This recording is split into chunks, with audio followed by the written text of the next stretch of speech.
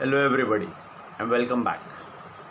Now, today we are going to understand the concept of macroeconomics.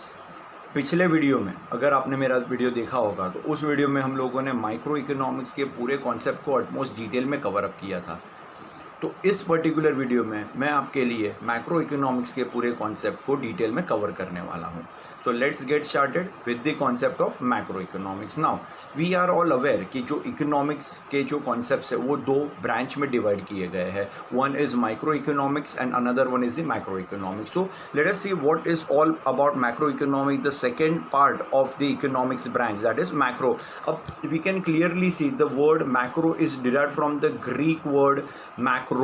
Spelling पे ध्यान दीजिएगा, ये थोड़ा इंपॉर्टेंट है। इंग्लिश में MACRO हम लेते हैं और यहाँ पे ग्रीक वर्ड जो आया है वो MAKROS आ जाएगा, which means large.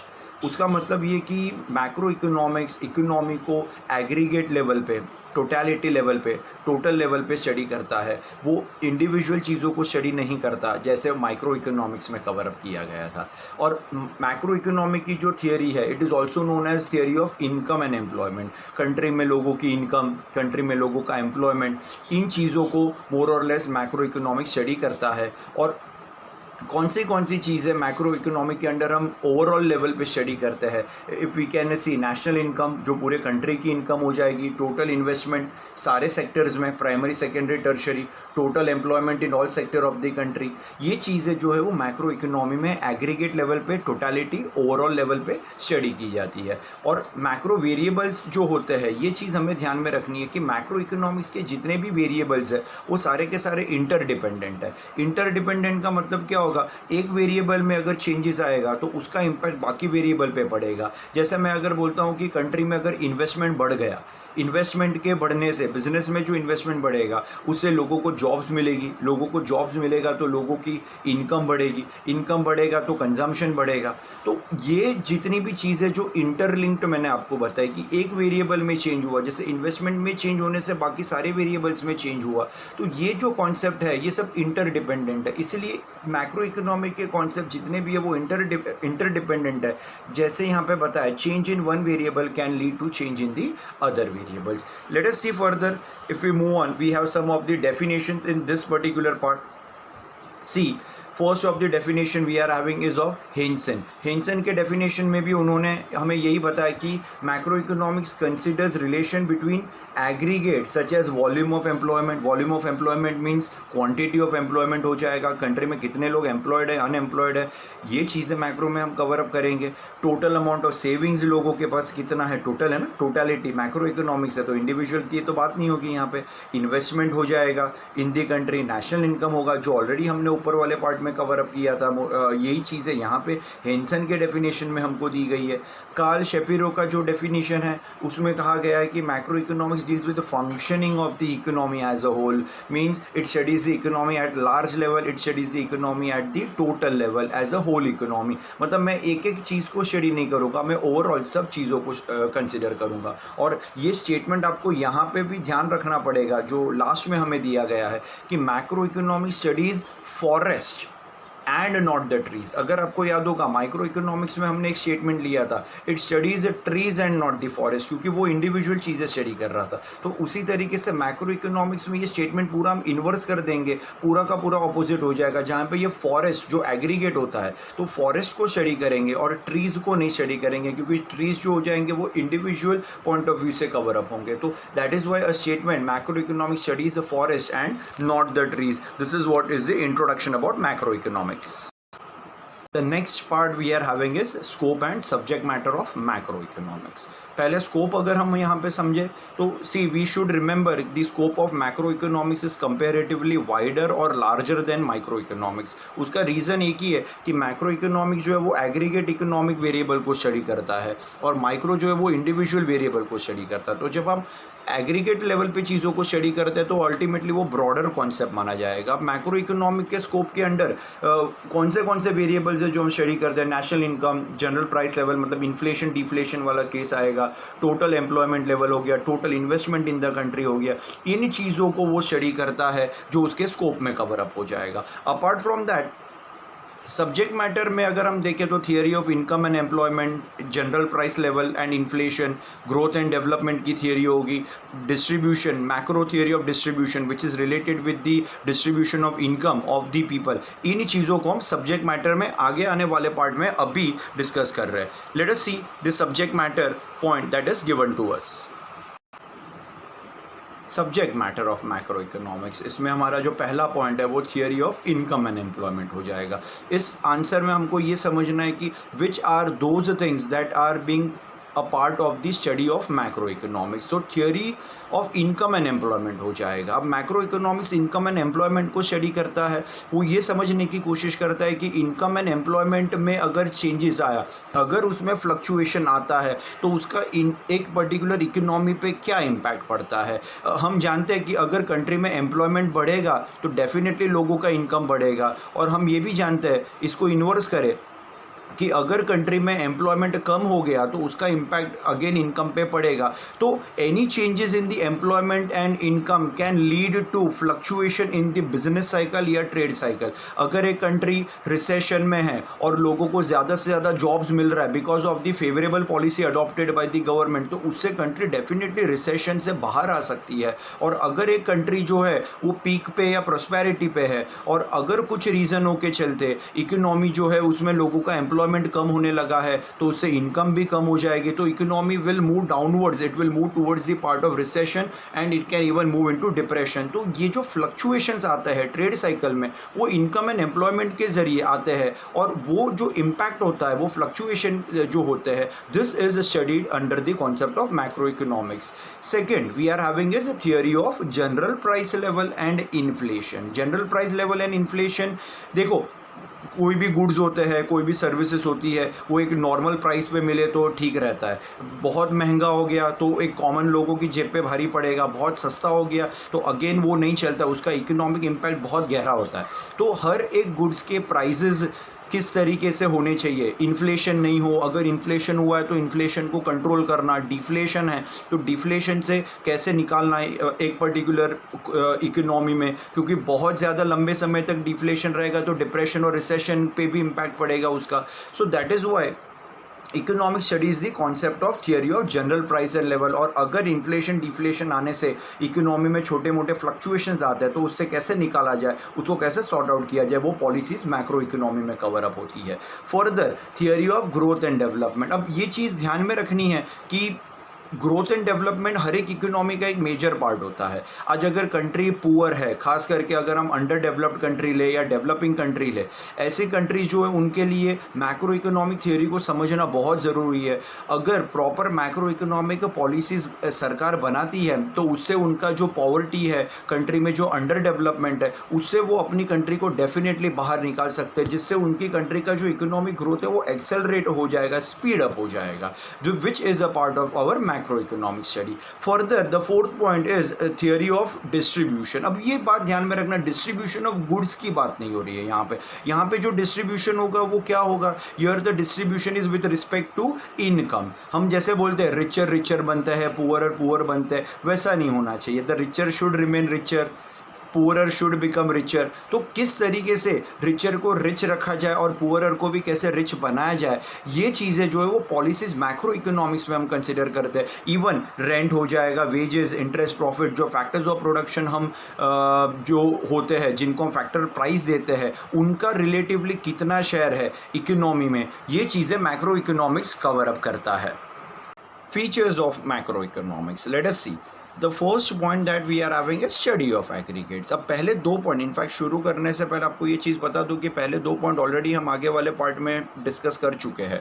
So these are the same point. Let us see study of aggregate में नाउ वी आर अवेयर कि मैक्रो इकोनॉमिक्स तो ओवरऑल इकोनॉमी से डील करता है, एग्रीगेट इकोनॉमी से डील करता है, तो वो एग्रीगेट कॉन्सेप्ट को स्टडी करता है। जैसे नेशनल इनकम हो जाएगा, national output, national employment, general price level, inflation deflation है, बिजनेस साइकिल, ट्रेड साइकिल जिसको हम बोलते हैं, लाइक वी कंसिडर रिसेशन हो गया और depression, we have prosperity, recovery of the economy. इन चीज़ों को जब ओवरऑल एग्रीगेट लेवल पे स्टडी किया जाता है, it becomes study of aggregate. Second is income theory. Now macro economic studies the concept of national income अब नेशनल इनकम तो पूरे कंट्री की इनकम होती है। नेशनल इनकम को मेजर करने के जो तरीके हैं, किस तरीके से नेशनल इनकम को मेजर करना, ये मैक्रो इकोनॉमिक्स के ज़रिए हम कर सकते हैं। इवन मैक्रो इकोनॉमिक्स से ये पता चल सकता है कि एग्रीगेट डिमांड और एग्रीगेट सप्लाई में अगर कुछ फ्लक्चुएशन होता है, अगर कुछ चेंजेस होते हैं, तो उसका इम्पैक्ट जो है वो नेशनल इनकम में किस तरीके से पड़ता है। ट्रेड साइकिल के मूवमेंट में क्या क्या चेंजेस आते हैं, इनकम में चेंजेस होने से या एग्रीगेट डिमांड और सप्लाई के चेंज होने से, is being studied under income theory of macro economics. Third point is general equilibrium theory. It means कि मैक्रो इकोनॉमिक्स की जितनी भी थियरी है वो किसी इंडिविजुअल के ऊपर फोकस नहीं करती है, वो इन जनरल फोकस करती है, क्योंकि it is the economy as a whole का स्टडी। तो किसी एक फैक्टर के ऊपर तो हमको स्टडी करना ही नहीं है, तो वो जो स्टडी कर रहा है वो इन जनरल स्टडी कर रहा है, इसीलिए वो जनरल इक्विलिब्रियम एनालिसिस हो गया।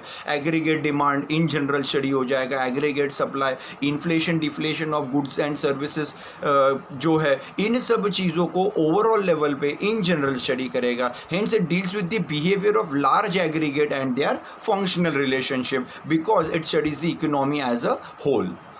Next fourth point is interdependence. अब मैक्रो इकोनॉमी की जितनी भी थियरीज है वो सब इंटरडिपेंडेंट है, मतलब एक वेरिएबल में अगर चेंज आता है तो उसका इम्पैक्ट डेफिनेटली दूसरे वेरिएबल्स पे पड़ेगा। ये एक बात हमको ध्यान में रखनी है और ये मैक्रो इकोनॉमी का बहुत इंपॉर्टेंट पॉइंट है। ये बात आपको हमेशा याद रखनी है कि मैक्रो इकोनॉमी की जितनी भी थियरी है they are all interdependent. Like if we say in an example कि अगर इन्वेस्टमेंट में कोई चेंजेस आता है तो उसका इम्पैक्ट बाकी सारे वेरिएबल पे भी पड़ेगा। जैसे इन्वेस्टमेंट में बिजनेसमैन ने पैसा इन्वेस्ट किया तो उससे लोगों को जॉब्स मिलेगी, आउटपुट बढ़ेगा, लोगों की इनकम बढ़ेगी और अल्टीमेटली इकोनॉमिक ग्रोथ में भी डेफिनेटली चेंजेस आएगा। इसीलिए हमने तो सिर्फ एक ही फैक्टर पे चेंज किया, हमने तो खाली इन्वेस्टमेंट में चेंज किया था, बट आप देख सकते हैं कि इसका असर बाकी सारी चीज़ों पर किस तरीके से पड़ता है। That is why the theory of macro economy are interdependent in nature.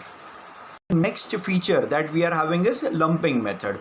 Macroeconomy studies the economy in lots. Lumping का मतलब ही होएगा लॉट्स, LOTS, मतलब वो इंडिविजुअल चीज़ों को स्टडी नहीं कर रहा है। हमने मैक्रो इकोनॉमी के मीनिंग में भी लिया कि वो इकोनॉमी को होल लेवल पे स्टडी करता है, ना कि वो उसका पार्ट स्टडी करता है। तो जब हम इकोनॉमी को ओवरऑल लेवल पे स्टडी करते हैं तो वो हम लॉट में स्टडी करते हैं, एक लॉट में कितनी भी चीज़ें हो सकती है। तो that is why it is a lumping method. अब प्रोफेसर बोल्डिंग के भी स्टेटमेंट में यही दिया है कि it is the forest is the aggregation of trees. हमने एक स्टेटमेंट लिया था, macro economic studies forest and not the tree. तो जो फॉरेस्ट है it is the aggregate of all trees, जितने भी ट्रीज है उनको मैं क्लब आउट करूँ, एड अप करूँ, सम अप करूँ तो वो मेरा बन जाएगा ओवरऑल लेवल पे एग्रीगेट, तो एक लॉट कन्वर्ट हो जाएगा। That is why macro economic studies lumping method. Further growth model. अब मैक्रो इकोनॉमिक्स में हम इकोनॉमिक ग्रोथ, इकोनॉमिक डेवलपमेंट से रिलेटेड भी पॉलिसीज़ बनाते हैं। जैसे कि अगर हम यहाँ पे हम देखें, इंडिया में जब हम इंडिपेंडेंट हुए थे तो 1950s के बाद गवर्नमेंट ने 5 ईयर प्लान्स को देना शुरू कर दिया। अब जो सेकेंड प्लान इंडिया में था, second plan was completely based on Mahalanobis growth model, जिसमें उनका मेन टारगेट था इंडिया में बेसिक हैवी इंडस्ट्रीज़ को बनाया जाए, क्योंकि India was a primarily agrarian economy. तो एग्रेरियन इकोनॉमी रहनी चाहिए, बट उसके अलावा ये भी ध्यान में रखना है कि कहीं ना कहीं इंडस्ट्रियल डेवलपमेंट भी होना चाहिए। तो जो सेकंड प्लान था उसमें महालेनोबिस थे, उन्होंने गवर्नमेंट को एक ग्रोथ मॉडल दिया जिसमें उन्होंने फोकस किया था बेसिक हैवी इंडस्ट्री को। तो ये पूरा का पूरा मॉडल मैक्रो थियरी के ऊपर डिपेंड था। Next one we are having is general price level. We already had studied, ये वाला पार्ट हमने सब्जेक्ट मैटर में कवर अप किया है कि मैक्रो इकोनॉमी की जो थियरी है वो इन्फ्लेशन डिफ्लेशन को स्टडी करती है। प्राइस के बढ़ने या कम होने से जो भी चेंजेस आते हैं उसका इम्पैक्ट गुड्स के और सर्विसेज के प्राइस पे क्या पड़ता है, और उससे रिलेटेड फिर पॉलिसीज़ बनाई जाती है जिससे इन्फ्लेशन और डिफ्लेशन को हम कंट्रोल कर सके। The last point that we are having is policy oriented. Now we can see कि कीन्स ने भी यही कहा है कि मैक्रो इकोनॉमिक्स की जो पॉलिसी है वो पॉलिसी ओरिएंटेड साइंस कहा गया है। उसका मतलब कि मैक्रो इकोनॉमिक्स में जो हम पॉलिसीज बनाते हैं वो इकोनॉमिक ग्रोथ को प्रमोट करेगी, वो एम्प्लॉयमेंट जनरेट करेगी कंट्री में, इन्फ्लेशन को कंट्रोल किया जाएगा। अगर इकोनॉमी रिसेशन डिप्रेशन में है तो उससे बाहर निकालने की जो पॉलिसीज़ है वो मैक्रो इकोनॉमिक्स के जरिए सजेस्ट की जा सकती है और कंट्री को एक ओवरऑल डेवलपमेंट की तरफ लाया जा सकता है। The last part that we are having is importance of macro economics. अब ये आंसर में ये समझना है कि रियल लाइफ में, प्रैक्टिकल लाइफ में मैक्रो इकोनॉमिक्स से कॉन्सेप्ट क्यों समझने ज़रूरी है। पहला पॉइंट है हमारा is functioning of the economy. Now macro economics helps us to understand the functioning of the economy. एक कंट्री किस तरीके से चलता है ये अगर हमें समझना है तो हमें मैक्रो इकोनॉमिक्स के कॉन्सेप्ट्स को समझना बहुत ज़रूरी है। एग्रीगेट वेरिएबल्स होते हैं, जैसे एग्रीगेट डिमांड है, एग्रीगेट सप्लाई हो गया, एग्रीगेट इन्वेस्टमेंट है, इनके बिहेवियर में जो भी चेंजेस आता है उसका इम्पैक्ट इकोनॉमी के फंक्शनिंग में जो भी पड़ेगा वो चीज़ें मैक्रो इकोनॉमिक्स में स्टडी की जाती है। Second point that we are having is economic fluctuation. Economic fluctuation means changes in the economy, जैसे इनकम में चेंजेस आया, आउटपुट में चेंजेस आता है, या कंट्री के एम्प्लॉयमेंट लेवल में चेंजेस आया। ये चेंजेस आने से इकोनॉमी में क्या इम्पैक्ट पड़ता है, उसका सीवियरिटी क्या होगा। अगर गवर्नमेंट को लगता है कि मेजर चेंजेस आया है तो उसका इम्पैक्ट भी मेजर होगा, तो गवर्नमेंट ऐसे प्लान्स, ऐसी पॉलिसीज़ बनाता है कि उसका इम्पैक्ट एकदम सीवियर ना हो और इसका इम्पैक्ट लोगों की लाइफ पे, लोगों की इनकम पे, आउटपुट पे, एम्प्लॉयमेंट से कम हो। Next, national income. अब ऑलरेडी हमने आगे कवर अप किया है कि मैक्रो इकोनॉमिक्स जो है वो नेशनल इनकम को स्टडी करता है। इनकम लोगों की बढ़नी चाहिए, इनकम को बढ़ाने के लिए जो भी पॉलिसीज़ बनाई जाती है वो मैक्रो इकोनॉमिक्स के ज़रिए हम स्टडी करके बना सकते हैं। Apart from that economic development. अब ये पॉइंट थोड़ा सा ध्यान रखें, ये पॉइंट में मैंने आपको आगे वाले पार्ट में एक चीज़ बताई थी कि इंटरडिपेंडेंसी वाला कॉन्सेप्ट होगा कि एक वेरिएबल में चेंजेस आएगा तो उसका ओवरऑल कितना सारा वेरिएबल में चेंजेस आएगा, वो इकोनॉमिक डेवलपमेंट में हम स्टडी करने की कोशिश करेंगे। जैसे हम यहाँ पे देखें कि इकोनॉमिक डेवलपमेंट में सिर्फ एक चीज़ नहीं आती है, डेवलपमेंट अपने आप में ही एक बहुत बड़ा कॉन्सेप्ट है इकोनॉमिक डेवलपमेंट। जैसे अगर मैं यहाँ पे कंसिडर करता हूँ कि अगर कंट्री में लोगों की पॉवर्टी कम हो तो डेफिनेटली रिच पुअर का गैप कम हो जाएगा, और रिच पुअर का गैप कम होगा तो लोगों के स्टैंडर्ड ऑफ लिविंग में काफ़ी इंप्रूवमेंट आएगा, और अगर लोगों के स्टैंडर्ड ऑफ लिविंग में इंप्रूवमेंट आएगा तो कंट्री का ओवरऑल डेवलपमेंट होना चाहिए। एक या दो लोगों के अमीर होने से कंट्री में डेवलपमेंट नहीं आता है, बट लाखों करोड़ों लोगों के अमीर होने से कंट्री में डेवलपमेंट आएगा। तो ये प्रोसेस जो है डेवलपमेंट का वो मैक्रो इकोनॉमी के जरिए हम स्टडी कर सकते हैं। The last point in the importance of macroeconomics is macroeconomic variable। अब जो मैक्रो इकोनॉमिक के कॉन्सेप्ट है वो मैक्रो इकोनॉमिक वेरिएबल को स्टडी करता है। एक्चुअली ये मैक्रो इकोनॉमिक वेरिएबल ही इकोनॉमी की मेन प्रॉब्लम्स है, ये ध्यान में रखना है कि मैक्रो इकोनॉमिक प्रॉब्लम्स जो रिलेटेड है अपनी वो सारी की सारी इन वेरिएबल से है। जैसे कोई भी चेंजेस अगर इनके बिहेवियर में आता है, जैसे इनकम में चेंजेस हुआ, आउटपुट में चेंजेस हुआ, एम्प्लॉयमेंट में चेंजेस हुआ, प्राइस लेवल में कोई अगर चेंजेस आता है तो उसका इम्पैक्ट लोगों की लाइफ पे डेफिनेटली पड़ता है। तो मैक्रो इकोनॉमिक्स के ज़रिए इन चीज़ों को गवर्नमेंट समझती है और उससे रिलेटेड पॉजिटिव पॉलिसीज़ बनाती है जिससे इसका इम्पैक्ट पॉजिटिव लेवल पे लोगों पे बना रहे। सो आई होप कि सारे के सारे पॉइंट जो हमने मैक्रो इकोनॉमिक्स में कवर अप किए वो आपको क्लियर है and things are becoming easier for you. ये बेस अगर आपका क्लियर है माइक्रो एंड मैक्रो इकोनॉमिक्स का, तो आगे आने वाले जितने भी कॉन्सेप्ट्स हम लेंगे वो काफ़ी ईजी तरीके से आपके दिमाग में बैठ जाएंगे and you will be very comfortable to understand all these concepts. If you have any doubts, any queries, you can get your comments into it and we'll try to solve those things. Thank you everybody, thank you for watching my video.